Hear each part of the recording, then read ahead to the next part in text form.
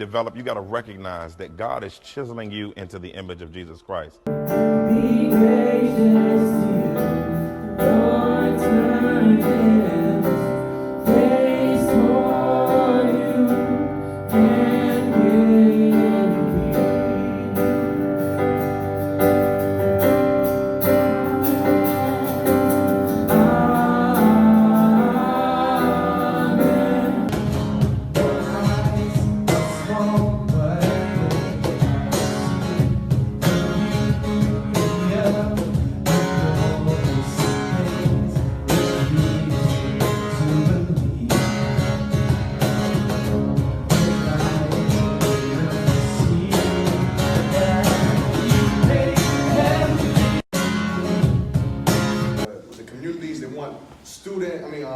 Children and parents to have a better relationship. So they go there and they listen to the issues that's been happening and they provide solutions, which is pretty cool. They don't go there to just listen and just talk. And as I make segue into that, their faith was amazing. Their faith was so different than ours as an American as well. Their priorities were so different. Their first priority was faith. Even if they wasn't a Christ follower, they had faith. Highest standards of anyone who ever lived. Never compromised his standards.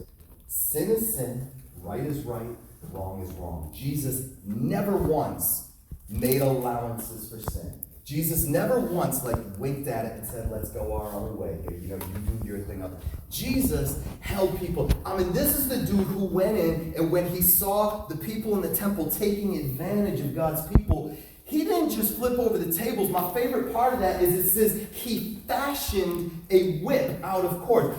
Jesus stood there with his dad eye going. Just weak. Poor. You tell me poverty. Poverty marks the child of God. I mean, don't we want to talk about our wealth? Don't we want to talk about our status and everything that our wealth has purchased for us? I mean, don't we pass by poor people?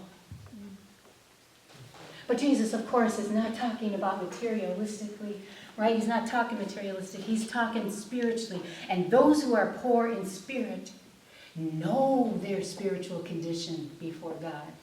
And they know that there is no goodness, no merit of their own that can stand in the presence of perfection. Those who are poor in spirit know their failures and their shortcomings, and they have stood in the presence of holiness and declare spiritual bankruptcy. Years ago, so that's when I realized we blew it. We had totally blown it in that moment, and it led me to a question that I asked him. I said, how do I love and not let my convictions of what is true stop me from loving someone? How do I love someone while holding true to my convictions of the truth, what I know to be true? How do I still show love without sacrificing what I believe to be true? To the kids that I'm around all the time, I'm finding that at this day and age that women of God are themselves that matter to God wants to use them, and how God wants to use them, and with great specificity too, because God wants to do that. And I'm not saying it in particular, but I am saying it in particular because the Lord told me to share these things. There was a time it was real easy to get a man, and sometimes It makes them feel that's gonna okay how they feel in their heart. So you get how many people have we seen that don't got it together, that we never once asked, I wonder what caused that in their life? No, we don't. We stop because we are too cool to ask. You know what's crazy about cool people? We swear up and down we doing a person a favor if we're talking to them. Oh, let me go and talk to this person because nobody else talks to them. Hey, what's going on, man? Person knows only how to triumph. Oh my God, will never fail.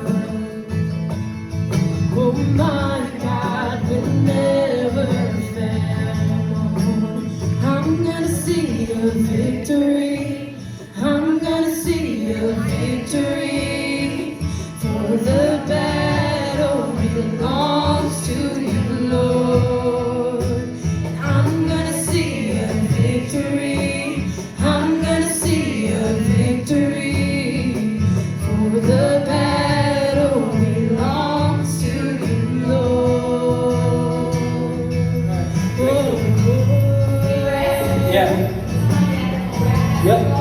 Yeah, we just did. So I think